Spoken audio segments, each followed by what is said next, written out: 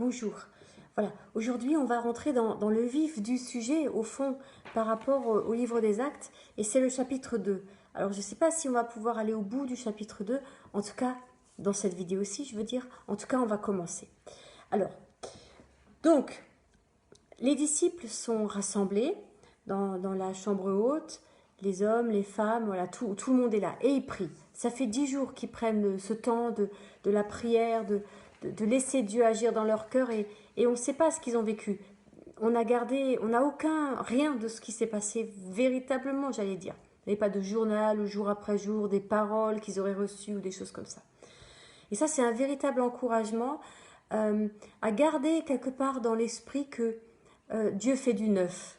Vous voyez, il ne réchauffe pas des choses, il ne donne pas du réchauffé. Il fait du neuf à chaque fois.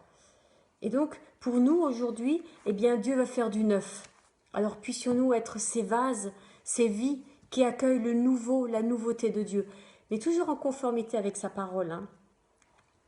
Donc, le jour J arrive. Et un vent impétueux vient et il remplit toute la maison où ils étaient assis. Alors, il y a 3 choses qui m'ont arrêté, rien que dans cette phrase. Hein. C'est que le vent impétueux, voilà.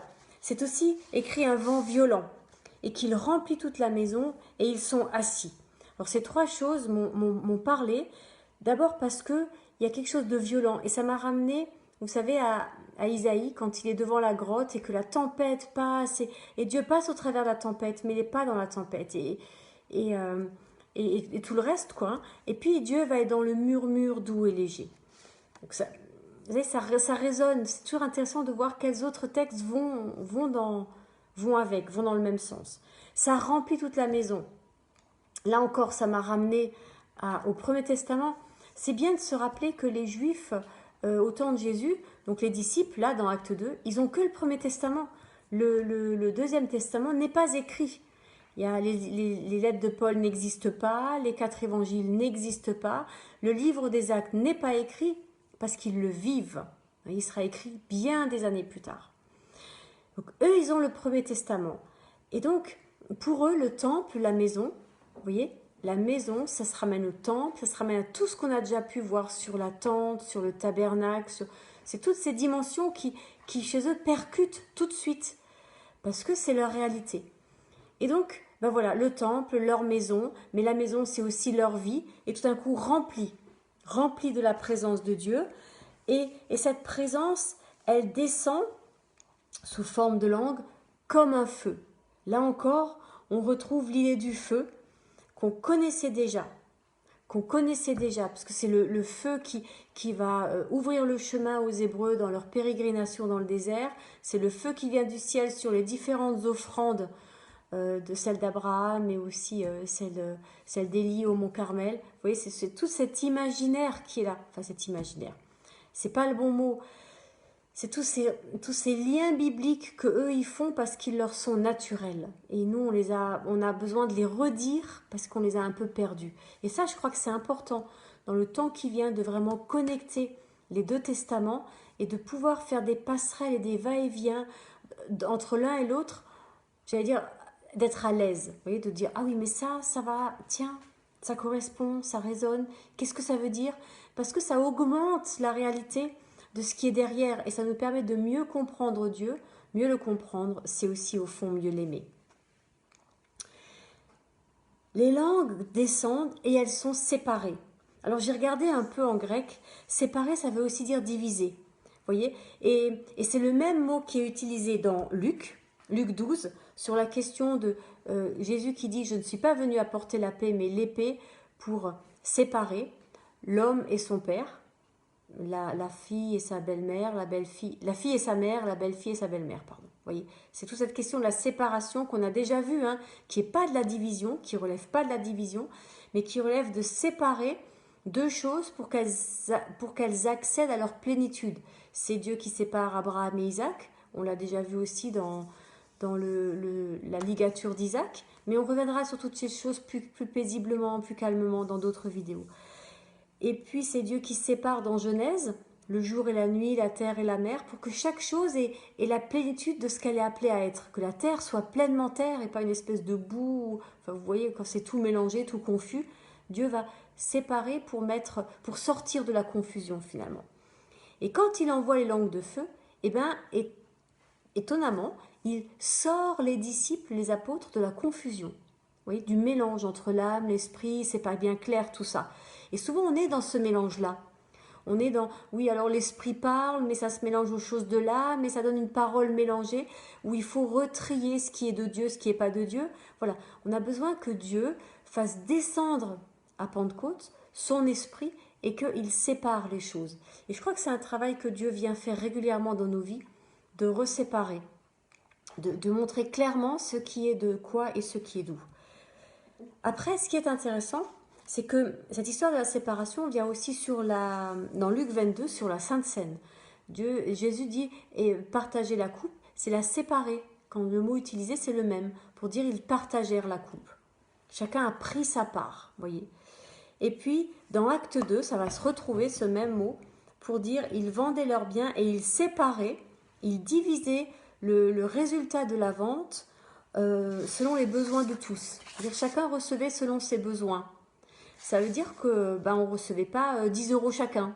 Voilà, si j'ai besoin de 5 euros, je recevais 5 euros. Si j'ai besoin de 15, je recevais 15. C'est une autre idée du partage. C'est d'autres réalités qu'il va falloir de plus en plus entendre et dans lesquelles il va falloir entrer dans notre société actuelle. Vous voyez, ce n'est pas que des choses spirituelles. C'est un spirituel qui va avoir une incidence dans le concret de nos vies. Pour ce faire, pour rentrer dans ces réalités-là, il y a quelque chose d'essentiel. C'est quand l'esprit descend, ils vont se mettre à parler selon la langue que l'esprit leur donne. Et bien, c'est quelque chose qui relève de la confiance, parce que ce n'est pas quelque chose que je vais choisir. Voilà, si j'avais envie de parler de la gloire de Dieu en japonais et que lui il me demande de le faire en espagnol, tant pis pour le japonais. Vous voyez, ce sera en espagnol. Parce que c'est ce que le Saint-Esprit a mis en moi. Et parfois, on ne le voit pas nous-mêmes. C'est vraiment, on a besoin de cette révélation, de cette lumière, de ce feu de l'esprit qui vient à la fois purifier et nous envoyer. C'est dans les deux dimensions. La confiance. Avoir confiance dans le Saint-Esprit parce qu'il est Dieu. Oui, on avait parlé hier que le Saint-Esprit, c'est vraiment Dieu. Est-ce que je lui fais confiance? Vous voyez, jusqu'où je lui fais confiance? Ça, c'est quelque chose qui a besoin de grandir dans nos cœurs. Tout ça fait bien du bruit. Et la foule arrive. Et elle entend ces gens dire quoi? Qu'est-ce qu'ils racontent? Les merveilles de Dieu. Voilà, c'est ça qui attire, les merveilles de Dieu. Et puis là, on a quelque chose de très intéressant qui arrive, c'est que Pierre se lève et il prend la parole. Et il va prendre la parole, au fond, pour se défendre, pour expliquer. Les gens disent « Oh, mais ils sont ivres, il est 9h du matin, ils ont bu trop de vin, ils sont complètement toc-toc. » Et Pierre se lève et dit « Non, voilà, ce qu'on est en train de vivre, c'est ce qui est écrit dans le prophète Joël. » Vous voyez, il fait ce travail, Pierre, de mettre en lien ce qui se vit et ce qui est dans la parole. Et je crois que c'est bien que dans nos vies, aux uns et aux autres, on puisse dire « Est-ce que ça correspond à quelque chose dans la parole, ce que je vis ?» Et puis de dire « Seigneur, travaille mon cœur. » Pour que soit ça corresponde, soit je puisse peut-être éviter les écueils que la parole révèle pour rester fermement dans le chemin que tu me montres. Donc, il va arriver avec cette parole du prophète Joël, « Dans les derniers jours, je répandrai mon esprit sur toute chair. » Et il explique les choses. Puis il y a un court passage de prédication. « Hommes israélites, écoutez ces paroles. Jésus de Nazareth, cet homme à qui Dieu a rendu témoignage devant vous par des miracles, des prodiges, des signes qu'il a opérés au milieu de vous, comme vous le savez vous-même, cet homme, livré selon le dessein, arrêté selon la prescience, etc. Vous l'avez crucifié, vous l'avez fait mourir. Vous voyez, ce message est d'une incroyable clarté, d'une incroyable radicalité, et Pierre n'hésite pas à les mettre en cause et à leur dire « ça c'est vous qui l'avez fait ». Bien sûr, c'est la parole de Dieu, mais ça c'est vous qui l'avez fait. Maintenant, derrière, comment est-ce que vous l'assumez? Dieu l'a ressuscité des morts. Maintenant, où on va? Et là, sa prédication se construit, ou il continue de la construire, il revient au psaume à David, car David a dit « Je voyais constamment le Seigneur devant moi, et il commence à expliquer qui est Jésus en s'appuyant sur la parole du Premier Testament. Vous voyez, on n'explique pas qui est Jésus par la seule expérience qu'on en a nous-mêmes. Elle importe, elle compte, mais elle ne suffit pas. Il faut s'appuyer sur la parole. De ce fait, il faut connaître la parole. Il faut l'avoir étudiée, il faut l'avoir, comme disent les Juifs, cette parole qu'elle ne s'éloigne pas de toi, ni le jour, ni la nuit, ni quand tu te lèves, quand tu te couches, quand tu marches, quand tu te promènes, quand tu fais les courses. Vous voyez ? Cette parole soit toujours là sur ta bouche et au fond, prête à être utilisée quand l'Esprit le donnera. Pas de précipitation, pas d'inquiétude, pas besoin de rentrer des courses en disant « j'ai parlé à la personne de Jésus ». Ok, très bien. Mais malgré tout, on est témoin. Vous savez, j'ai vécu une expérience un peu comme ça, petite parenthèse. Quand j'étais étudiante, j'ai dû travailler pour financer mes études. Et puis j'ai travaillé comme nounou. Voilà, comme jeune fille, ouais, comme nounou. Et puis j'ai postulé à un poste. Et puis donc j'ai dit mes références, un peu ce que je savais faire. Et plus tard, la dame m'a engagée. Il y avait plusieurs candidats. Et puis la dame avait demandé à sa fille laquelle tu voudrais. Et sa fille, il y avait 2 enfants. La grande avait dit, moi j'aimerais bien la fille qui raconte, qui connaît les histoires de Dieu. Voilà, c'était son critère. Elle dit, je voudrais la dame qui connaît les histoires de Dieu. Sa maman m'a engagée aussi parce que j'avais une autre expérience, particulièrement avec des enfants handicapés, où j'avais travaillé aux Zononov pendant 1 an avec des enfants handicapés. Et ce qui fait que j'ai été engagée, et moi je m'attendais à ce que cette petite fille, du haut de ses, elle devait avoir 4-5 ans, dernière année de maternelle, me pose des questions. Donc j'étais prête à parler, j'étais ah ouais super, elle va me poser des questions, je vais lui parler de Jésus. Et pendant presque 1 an, elle ne m'a pas posé une seule question, rien. J'étais oh purée, j'étais hyper frustrée, mais je disais rien, j'avais décidé que j'attendrais qu'elle me pose la question. Et donc je vivais mon truc, j'essayais d'être la nounou la plus, pas la meilleure du monde, hein, mais enfin voilà, acceptable, de m'occuper d'elle comme il convient et tout et tout. Et quelque chose un jour s'est passé, c'était au printemps, mai, juin, un truc comme ça. Et puis c'est comme si elle me disait, quelque part, maintenant que je t'ai observé, que j'ai vérifié qu'il y avait une certaine cohérence, parce qu'on n'est jamais cohérent à 100%, entre ce que tu dis, ce que tu crois, ce que tu portes, machin. Et c'est là qu'elle m'a posé des questions sur Jésus. Après avoir regardé comment je vivais, comment je faisais et qui j'étais. Et ça a été une des grandes leçons de ma vie par une petite fille de 5 ans qui est devenue une adorable jeune femme. Enfin, une femme. Elle a elle-même un enfant maintenant, c'est quelqu'un de vraiment très chouette. Mais ça m'a tellement touchée de dire, ok Catherine, fais attention, c'est pas ce que tu dis qui compte le plus, c'est ce que tu fais. Est-ce que tu es cohérente? Est-ce que tu es cohérente? Est-ce que c'est cohérent? Et j'aimerais vraiment qu'on puisse entendre quelque chose de cette cohérence-là qui est dans les actes, dans le livre des actes, cette cohérence. On fait ça, on dit ça, on fait ça et ça colle. Si ça colle pas, eh ben, les gens ils le voient. Et si nos églises sont vides, parfois il ne faut pas se poser 10 000 questions. Ou si certaines églises sont vides, c'est que ça manque de cohérence. C'est juste ça, c'est pas cohérent. Donc, Pierre va avoir cet équilibre, cette cohérence en fait entre qui est Jésus, leur témoignage et les liens avec la parole. Ensuite, il va prendre les psaumes par rapport à ce qu'a dit David, le Seigneur est avec moi. Puis il va y avoir une nouvelle part de témoignage, de prédication finalement. Oui, ce Jésus qui a été enseveli, il est ressuscité et il annonce clairement la résurrection. Il est sorti, il est assis à la droite du Père, de Dieu, et maintenant il répand son esprit comme vous le voyez. Car David n'est point monté au ciel, mais il a dit lui-même, et là il repart dans les psaumes, dans les paroles de David, assieds-toi à moi droite, etc. Et il montre la seigneurie de Jésus. Donc vous voyez, cet équilibre entre la parole, ce qui est écrit dans la parole, et puis ce qui est vécu, ce qui est de l'ordre du témoignage. Eh bien ça impacte les gens. Pour l'instant, il n'y a eu aucune guérison, aucun miracle, rien. Pas de louange, rien. C'est sec. C'est sec, c'est clair, c'est net. Il y a un côté, c'est Pierre, il y a un côté cash, presque brutal. Et bien des gens sont touchés, le texte va nous dire 3000 personnes. 3000 personnes avec ça comme parole. C'est fou, vous voyez? Il ne s'est encore rien passé d'autre. 3000 personnes. Et les gens disent, qu'est-ce qu'on doit faire? qu'est-ce qu'on doit faire? Ça, voilà, qu'est-ce qu'on fait maintenant? Qu'est-ce qu'on fait maintenant? Et là, Pierre sait répondre. Eh bien, vous sortez du monde, vous arrêtez. Vous arrêtez d'être incohérent. Vous ne pouvez pas dire j'aime Jésus et voler les impôts. Vous ne pouvez pas dire j'aime Jésus, vous voyez, et trafiquer. Vous ne pouvez pas dire j'aime Dieu et regarder n'importe quoi à la télé, etc., etc. Vous sortez du système. Pourquoi? Eh bien, pour qu'il sorte de vous. On sort toujours d'Égypte. Quelle est notre Égypte aujourd'hui? Quelle est votre Égypte? Elle est différente pour chacun. Qu'est-ce qui fait que je suis liée comme addict à quoi? À quelque chose? Est-ce que c'est Facebook? Est-ce que c'est mon écran? Est-ce que c'est... Ça peut être des bonnes choses en apparence, hein, mais voilà, qu'est-ce qui me rend addict et de quoi j'ai besoin d'être libérée? Sors, sortez. Et être saint, c'est sortir du monde, c'est être radical.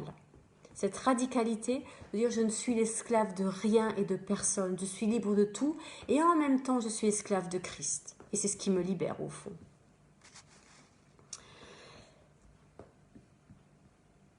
La troisième étape indispensable, c'est la persévérance. Ça ne sert à rien de faire tout ça si derrière on ne persévère pas dans ces nouvelles habitudes, dans cette nouvelle, j'allais dire, dans cette nouvelle hygiène de vie. Là, vous voyez, cette histoire de déconfinement, est-ce qu'on va persévérer? Pendant tout le confinement, on a consommé autrement. Les magasins de vêtements étaient fermés. Les magasins de déco, de machin, de trucs bidules, c'était fermé. Comment on va consommer maintenant? On ne peut plus voyager à l'étranger. Comment on va consommer? C'est quoi le sens des vacances? Vous voyez ce que je veux dire? Est-ce que les vacances, c'est partir loin, voir plein de choses et revenir encore plus fatigué que quand on est parti? Vous voyez, toutes ces réflexions, ces choses qu'on voit passer régulièrement sur Facebook, sur le sens des choses. Oui. Est-ce qu'on va rester, on va réussir à rester dans cette amorce de quelque chose qu'on a vécu qui est de revenir à l'essentiel? Et comment on va s'en donner les moyens? Comment on va s'en donner les moyens? Comment est-ce qu'on va s'encourager les uns les autres? Et la première chose qui arrive, c'est la communauté.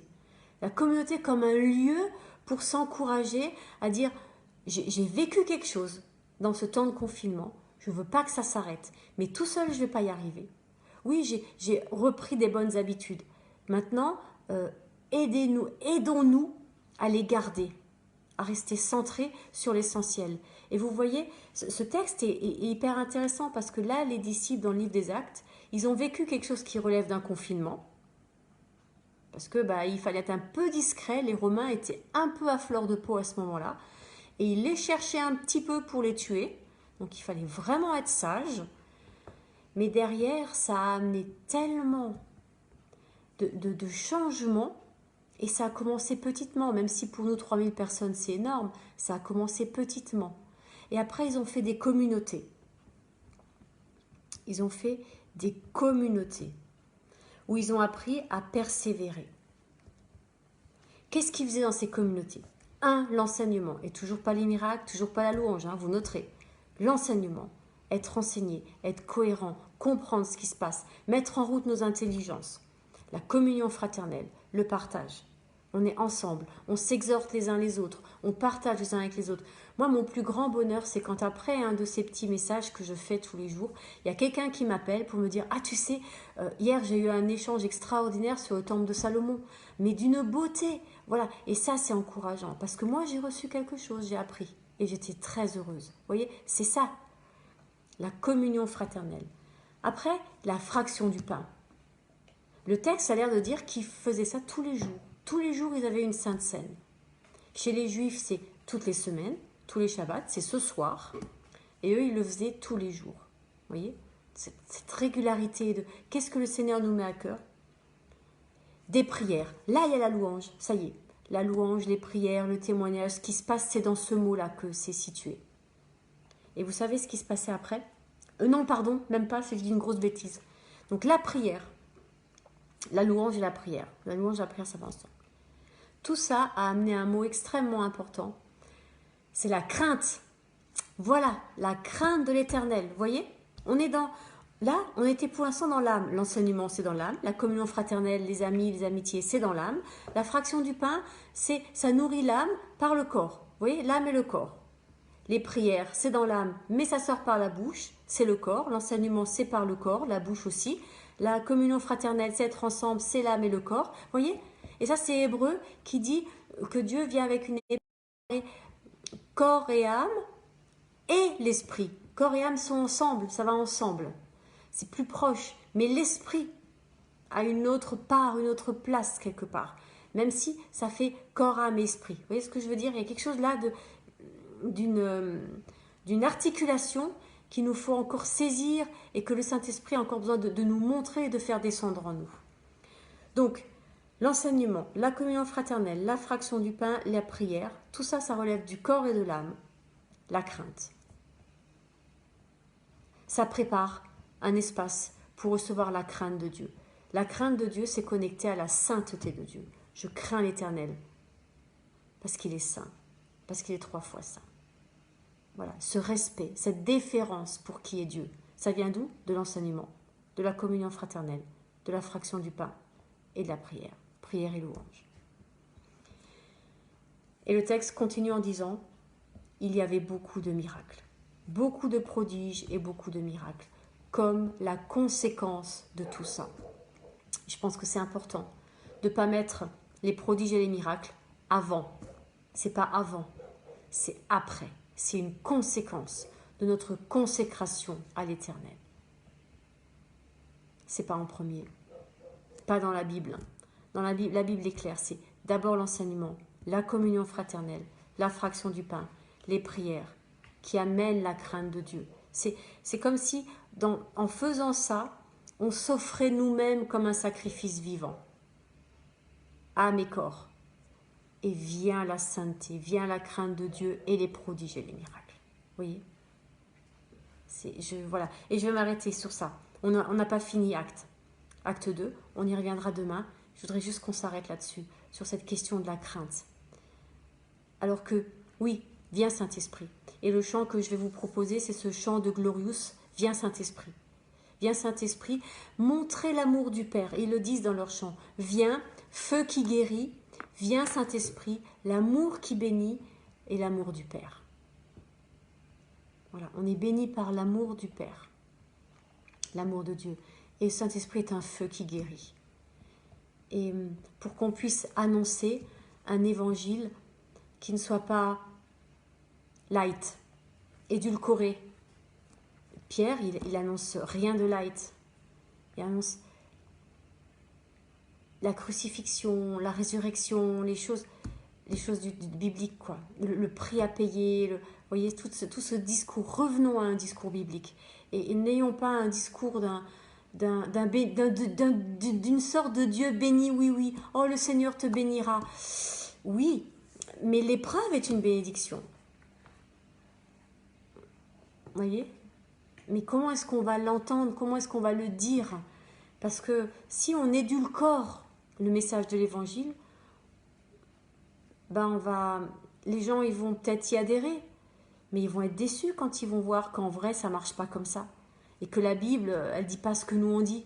Il va falloir que notre parole elle soit accordée à la parole de la Bible, parce que sinon on a 2 poids 2 mesures, ça met de l'incohérence, ça fait de la déception et c'est des gens qui vont pas rencontrer le Seigneur et ce sera notre fête. Je dis pas notre faute, ce sera de notre fête. Et ça, il va falloir l'assumer. Vous voyez, c'est pas un jeu. Je dis pas Jésus t'aime, tout va bien se passer. Non, Jésus t'aime. Voilà comment ça fonctionne.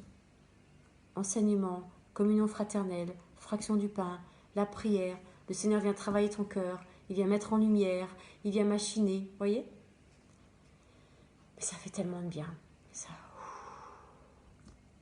Ça fait tellement de bien d'être débarrassé du péché, mais aussi de tout ce qui sert à rien. Soyons honnêtes. Au-delà de toutes les contraintes et de la peur, ce confinement, c'était pour du bien, pour qu'on soit débarrassé d'un certain nombre de choses et pour repartir autrement. Quand Jésus vient, c'est pour du bien, pour être débarrassé de certaines choses et repartir autrement. Alors je nous invite à dire ensemble et à chanter « Viens Saint-Esprit » avec Glorious. À demain.